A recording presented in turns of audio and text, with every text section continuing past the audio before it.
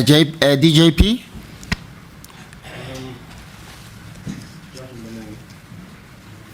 You and I have been having continuous exchanges with regard to administration of the division. And I take off here. I have been impressed by that interaction because I think that it has contributed, and if sustained, it can contribute to the success of the division going forward.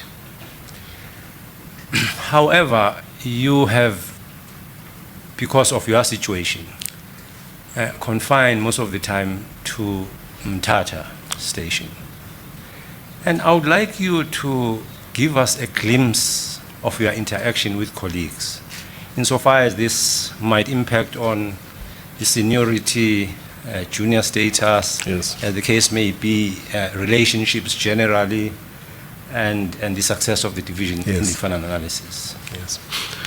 AJP, to the best of my knowledge and belief, colleagues in Mthatha and even elsewhere, I'm talking about senior, the most senior judges, they actually encouraged me to avail myself for this position.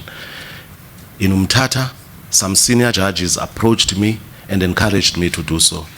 You will have seen that I've cited as referees two of some of the most senior judges in our division. And to the best of my knowledge and belief, I was well received in Mthatha after I was appointed there, with you having made the recommendation, of course. I was well received in Mthatha, and to the best of my knowledge and belief, there are no qualms from colleagues about what I have done and what I have not done, to the best of my knowledge. I cultivated a sense of transparency, being alive to the fact that, for instance, if cases collapse on Monday or Tuesday or Wednesday, the tendency is for judges not to come forward and say, send me, I'm available, I can do something for Thursday and Friday. AJP, you know that we've interacted on that subject from time to time. The issue of transparency, and I am proud to say it's an idea that I sold, and it's an idea that the two of us will continue selling in Mthatha, for that matter, and elsewhere. And as far as I'm concerned, I have not had any whisper from anyone with any justifiable grounds to say, we've got this man, he's overtaken us, he is junior and we are senior. Well, of course, for the reasons I have mentioned, it would not necessarily have been a legitimate concern. Senior judges in a division, when one who is junior, competent, capable, with leadership qualities, are there to give guidance. And I think you know from your own experiences that you tapped on the resources of senior judges. You've got experience when it comes to that. And I believe as acting judge president, you were not left alone. You've got competent lawyers there, judges who have got the history of the division, who have shared with you why certain things were done in a particular fashion, and you've had to interact with that. And the same has happened to me, AJP. Thank you. I will not make a mistake of overlooking the side of the general staff in our courts, because that counts so much in supporting, yes, what judges do. Yes. What has been your impression? I raise this question because in my experience, having worked at all the stations over years, yes, I have been receiving varied responses. I go to one station, the relationship or the response is good. At another, it's not good, and it's human after all. But what comment can you give on this? Because it can hamstring the work that a judge does in a division. The first thing that I did upon my arrival in Mthatha was to call a meeting of all staff members and to demonstrate to them that they are pivotal to the administration of justice. And one of the things that I harped on was the fact that even if you are a secretary to a judge, bear in mind you are not a judge. If for any reason a judge has to leave chambers, under understandable circumstances, of course, it doesn't necessarily mean that a particular secretary or PA should also follow suit. I'm mentioning this because one may be seen to be very strict because one is saying, let us observe working hours. And I never gained the impression that there was mumbling after that meeting. Instead, we got cooperation from the relevant staff members. I'm now talking about Mthatha because that is where I was afforded the opportunity to be lead judge. I do know that even in Bisho, where my substantive position is, I have lived this life of saying Friday is not DA's none, even in the midst of frowns at times, where I move from the premise that if I've got to impose sentence, I will do it at 3 o'clock on Friday. And I know I've attracted frowns from time to time, but for good reasons, for the good of the legal system. And I'm not ashamed of that. And I'm mentioning this as an example, moving beyond the four corners of Mthatha. And yes, that's how far I can take my answer, AJP. And CJ, I won't make a mistake of not testing the question with regard to CFM, believing, as it were, that case flow management does help a lot in easing up judges so that they may be able to help elsewhere where there is a need for them to come in. Yes. In telling us about CFM and its implementation, you did say that it is implemented in Mthatha. Yes. You did also say that it is implemented in Bisho. Yes. That being a pilot site Yes. for CFM. But I did not hear you properly when it comes to its implementation in Port Elizabeth and Grahamstown. Yes. The question that I'm asking is a sharp one. Yes. It's either yes or no. Do we have, in your honest opinion, CFM going on in PE and Grahamstown? It has not started, AJP. Yes. It has not started. We all know this, let me call it sad history, that there was resistance when it comes to those courts.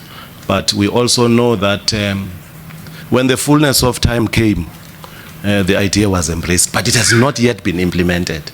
You were calling for a yes or no, but allow me to expatiate. I remember that there is a proposed judicial case flow management procedure emanating from Grahamstown quarters. It's a document that I've been interacting with.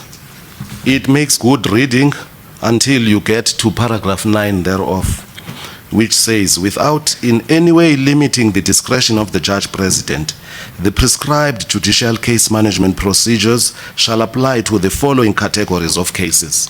Then they mention all medical negligence claims, all commercial matters in which more than 5 million rand is claimed.